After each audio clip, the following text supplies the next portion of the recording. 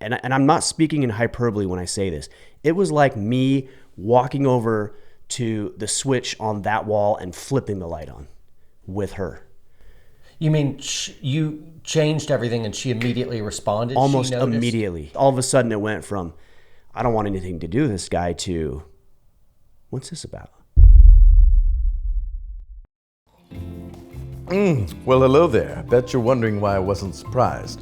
Well, that's because I have a Simply Safe home security system while my personal EDC is away. John Lovell, of course. With Simply Safe, you can install in seconds without the need for crazy tools. When you have to retreat to your safe room, help is only a button push away. So honestly, what are you waiting for?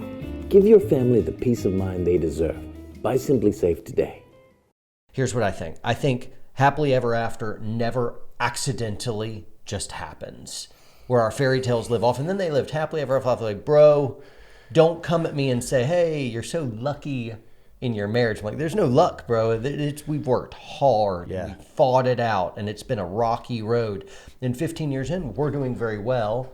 I've been hanging out with you and Trish for the last few days at your house, and you guys have got something special too. Walk me through some of your story. How do we happen upon happily ever after? It's not an accident. Well, I wish it was the case, you know. It's been a struggle. I mean, we've had a lot of ups and downs. We had a separation early in our marriage. That was about 12 years ago. So I had a 1-year-old boy at the time, and we had separated for months. Like different houses. And Separate. So not we were talking separate. and No, we were talking. We were communicating. Yeah. But yeah, it was a struggle. So I remember my wife and I got into an argument. I'm just trying to replay this, which I don't actually enjoy replaying. But my wife and I got into an argument one evening, and I can't remember what it was about. I honestly don't know. It doesn't matter. But I remember vividly, like it was yesterday, saying, I don't even want to be married anymore. Oh, and she's like, good, I don't either. And so the next morning, I had to go to some training in northern Utah. And I left the next morning to go to northern Utah, which is about 4 hours north. It was where my training was. And I got about an hour up the highway, and I'm like, what are you doing? Like, your business isn't really doing all that well, but more importantly than that, you're about to lose this woman you love. You just had a baby boy. He's 1 year old at the time. that's tough, yeah. Yeah. So I came home and got there, and I said, hey, like, I know we had some words last night. Let's talk about it. Let's work things out. She's like, nope, I'm done. Whoa. And she left. And then she went to live with her folks, which was about a 20 minutes or so away from me. So I immediately got defensive and bitter and angry. Yeah. Like, why was she doing this? Why didn't she appreciate what I was doing for the family?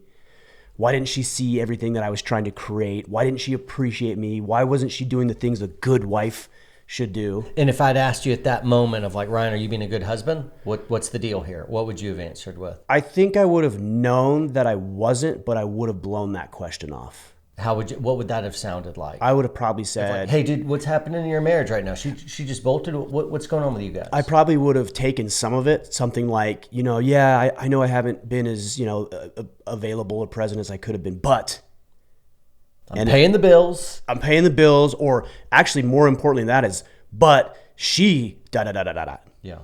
I think that's probably how that conversation would have went. Got it. And so during our separation, we were separated for months. Man. And so, and I had people that were like, hey, Ryan, this is over, just get over it. Like, your relationship is done. And there was a part of me that just kept thinking, and I don't feel like it was wishful thinking, but there was a part of me that's just said, no, you actually need to keep fighting for this. You need to keep engaged in this thing. And that was God speaking to me. Right. So like I said, for months, she was doing this, she wasn't doing this. If she only would do this better, then everything would be fine. Yeah. And I remember months down the road, I was driving down the road, and I was still not in a great place mentally. And I was on the intersection. I was sitting at a stoplight on the intersection of Riverside Drive and Riverside Road.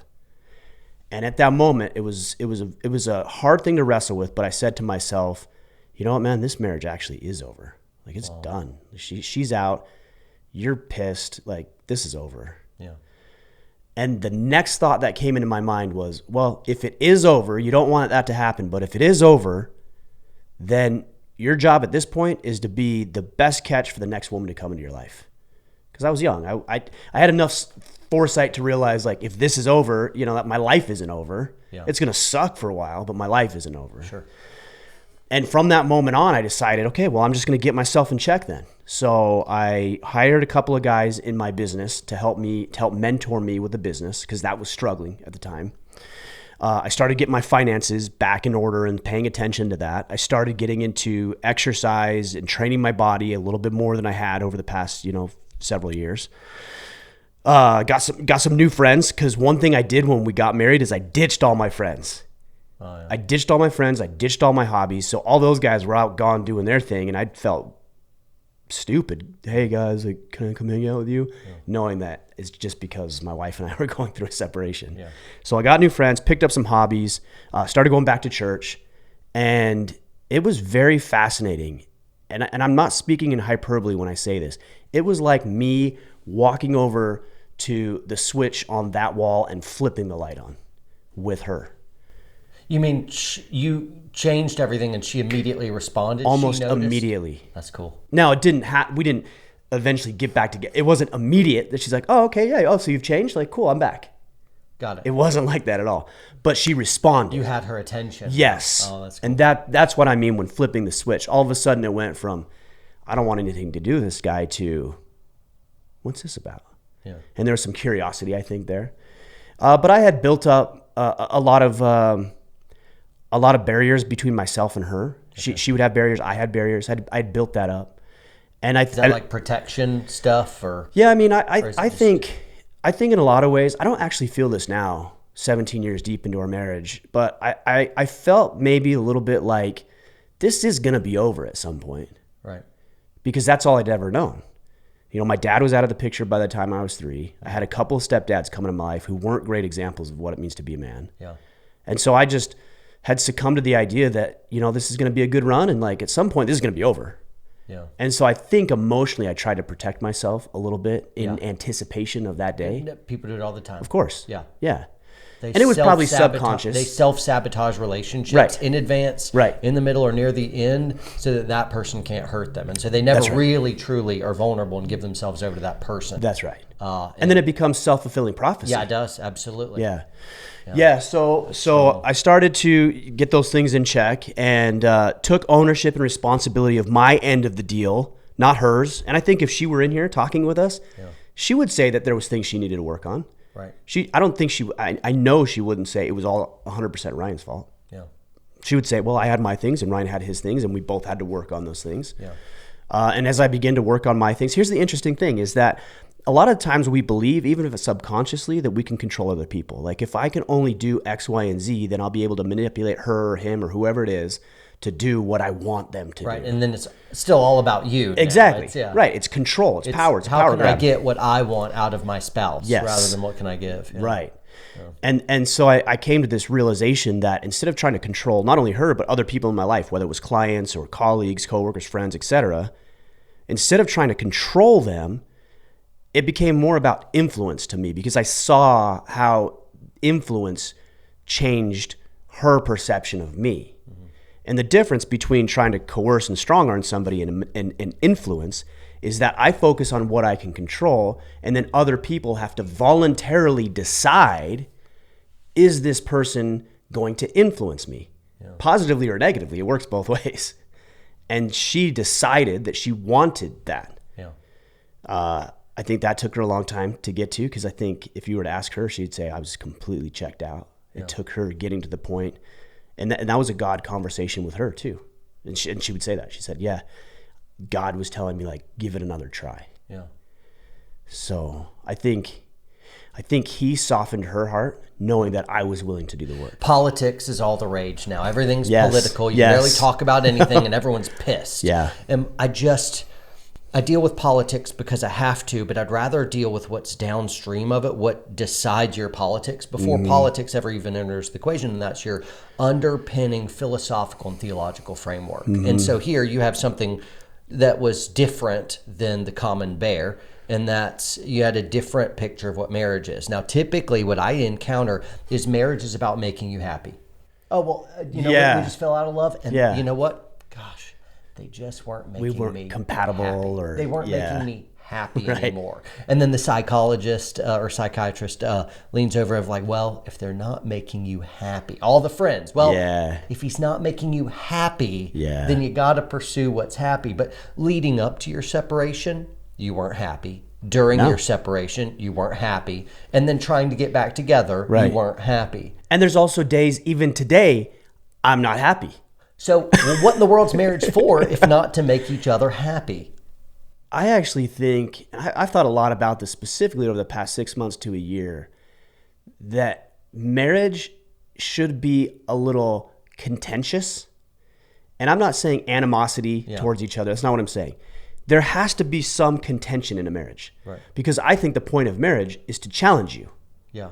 It's to challenge you to be... So it's not to be happy. No, it's to challenge each other.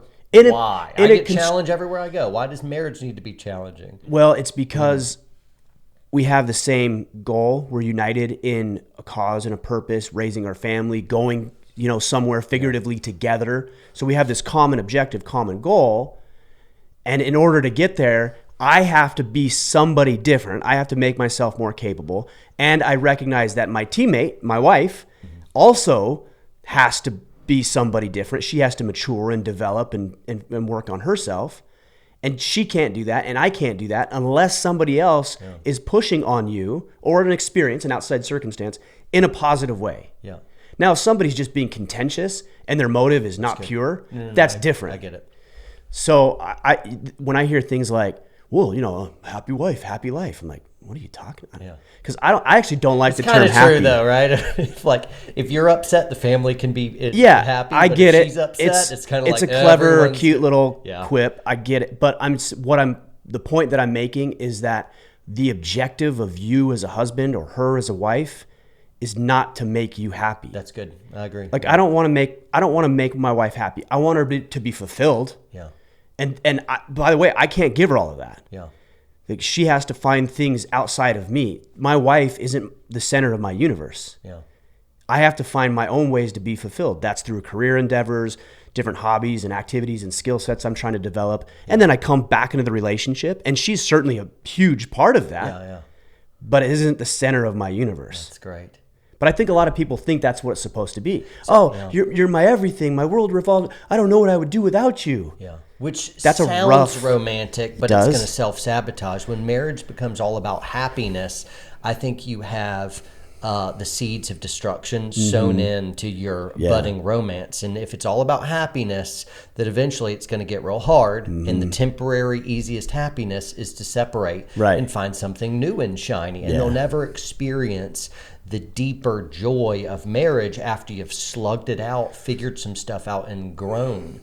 And so me personally, and this is extremely controversial, all this stuff is way controversial, not because it's controversial or radical, but because everyone's shifted so far away from what marriage was even about. To me and my wife, marriage is not about happiness, it's about holiness. It's not a contract.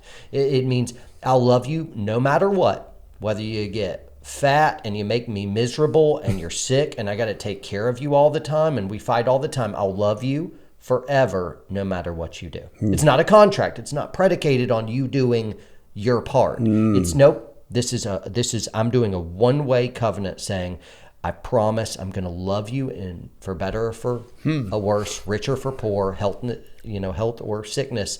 I'll love you forever no matter what. Yeah. And she does the same thing. So it's not a contract. It's I'll make my promise that isn't predicated on you loving me well or making me happiness. And I can't break my side of it just because you happen to break some sort of expectation I had on you, is what you're saying. And so that type of resolve and declaration is such a romantic thing.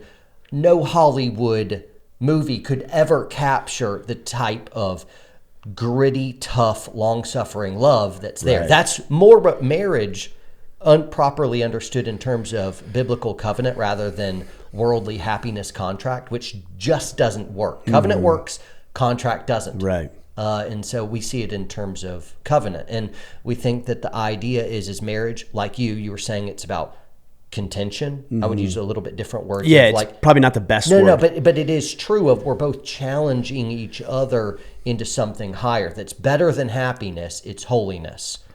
Because holiness is allowed, if we become holy, that means we can have joy even when we're like being sawed in two and our life is falling apart. You can still have an everlasting joy in Jesus kind of thing, no matter what your circumstance is. And so it's kind of like, that type of underlying holiness can make you happy no matter what kind of thing. And here's another way to look at that. So when we've had some good conversations about God and religion and spirituality over the past couple of days. Yeah, last night we were up. We were going for hours.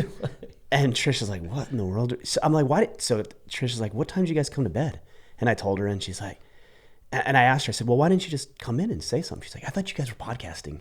So that's why she didn't come in and interrupt us. Oh, were we keeping her up? No. Usually she'll just come in and say, hey, I'm hitting the sack, or I'm doing this, or whatever. Yeah. But she thought we were podcasting. So, okay, we should have podcasted. We should have. It was awesome. And maybe we can run it back sometime. Yeah. Okay, so from that perspective, you're talking about holiness. Okay, so let me give somebody a different way of looking at it. But I think it's very similar.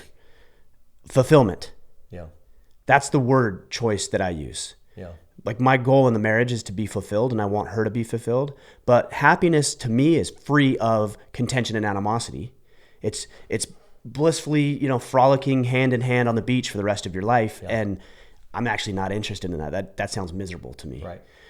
Fulfillment, on the other hand, can bring a sense of joy and satisfaction into your life in spite of the suffering that comes along with it. Yeah, and so there's happiness, and you're saying contentment. I say joy. Right. So joy is long-lasting, long-suffering.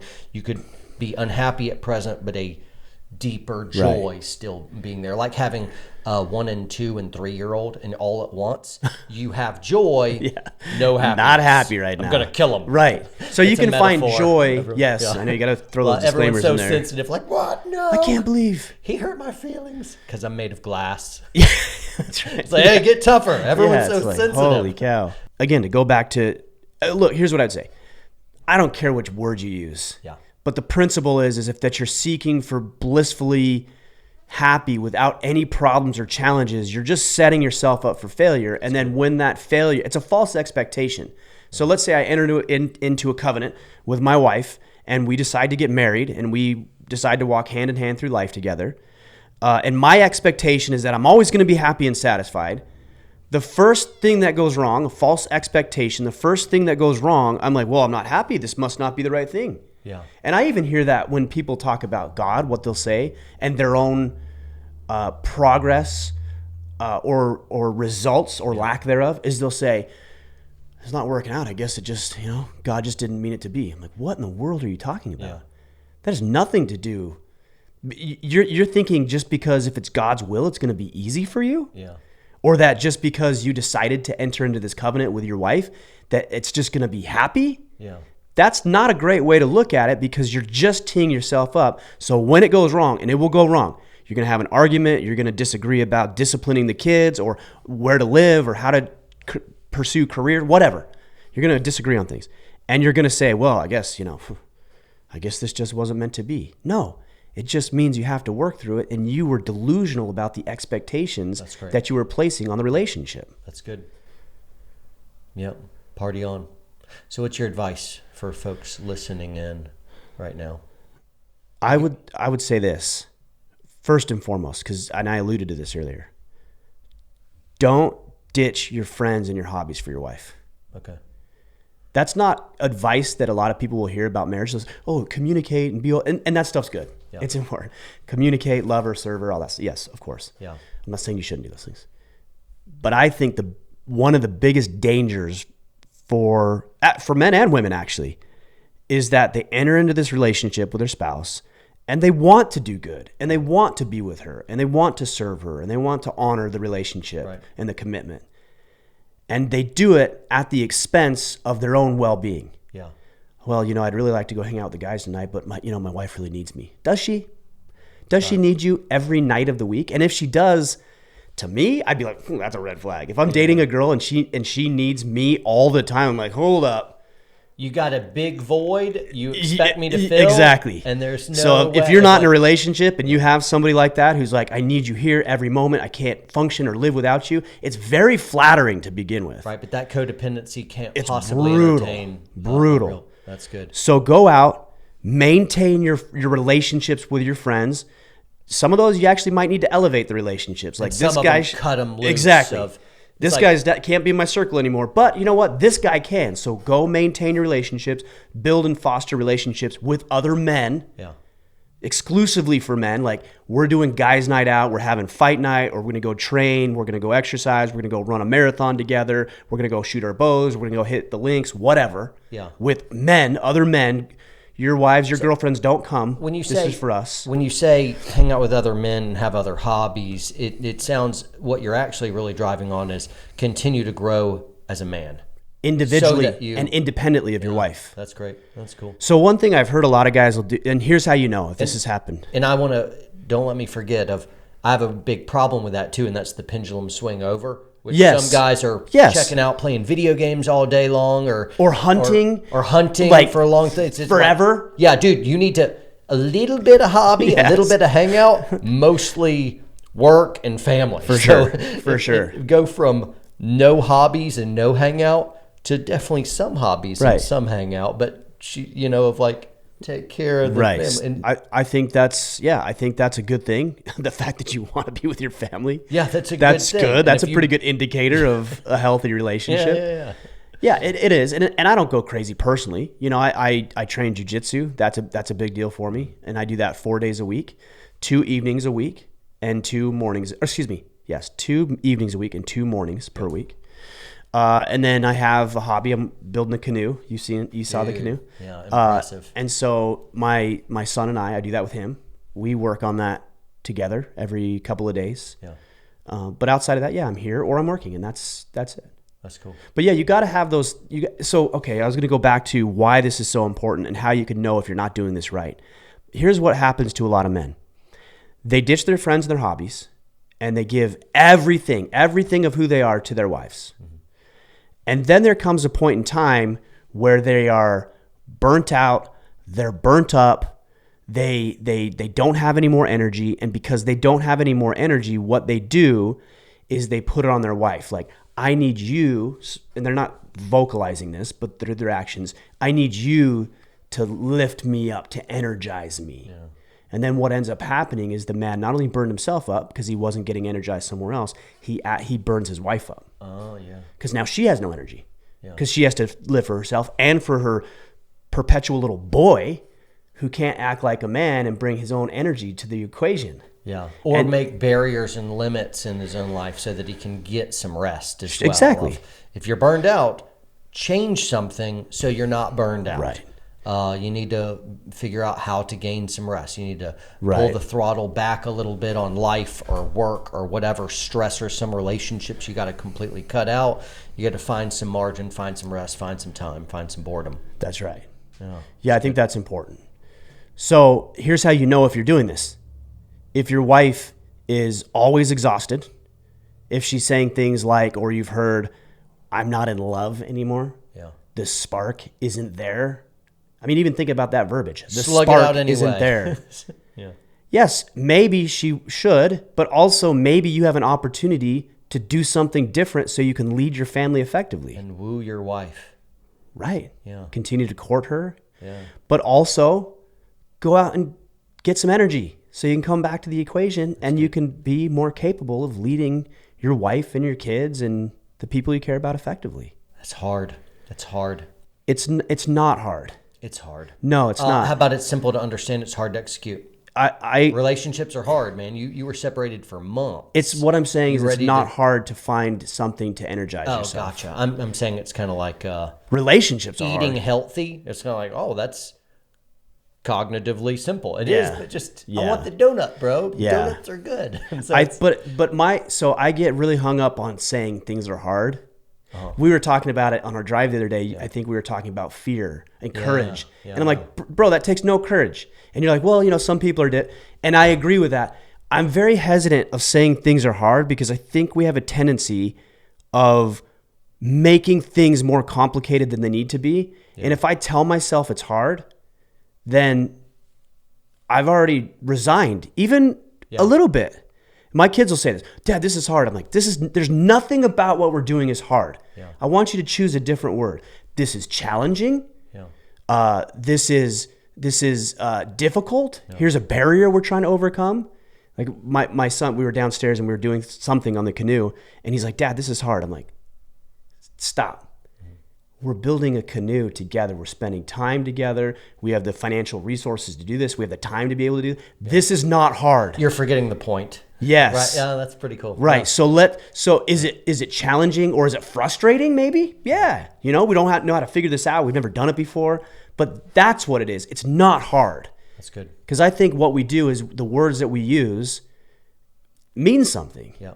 Not so much in society now. Yep. Right? Because everybody's trying to change the definition of things. Absolutely. To make them mean something they're not, for just out of a weird, misguided sense of reality, but also out of an agenda. And I think it's about lowering standards and personal expectations. Of course. And, yeah. But I like words. I think words are important, and I think they mean something. And then we are acting on the words that either they're bouncing around in our brain or the ones that we vocalize. We're acting on it. So let's make sure we're using the right words. That's good. Very Aristotelian of you, where it's a little more platonic. It's fine. Fantastic. Guys, this is Ryan Michler, Order of Man. You have a podcast. All his links are going to be down below in this video. Also, you have a show, our Order of Man show on the network, where you really just bullets of truth all down. So I encourage you guys to subscribe to our network, our streaming service and app. So when Big Tech kicks this all off, you know where to find us, but we're already there and we have exclusive content there. So make sure you check that out. As well. We've been talking about your book as well, which you got to sign this copy. I will. We'll get this one signed at some point, which will be super cool. And man, I've really just appreciated the brotherhood and the hangout and the chat time of like, I'm just not hanging out with dudes quite as much. And I came up here without an agenda to just hang out, and it's been awesome. We haven't recorded jack. I know. 3 days. But we could have thrown down probably a dozen different podcasts. I know, but I didn't content. Want to work. I know what you could do for me. I wanted to be around a family that was very similar to mine and to hang out and have fun. And our families have been jiving well together, and that's a healthy thing. I haven't even seen the kids hardly at all. Nerf gun wars. Yeah, that's right. I think they're outside playing right now. Dad win. That's right. They're somewhere in, I can narrow it down to the nearest half a mile. Yeah, I mean, they're within 50 acres, I'm sure.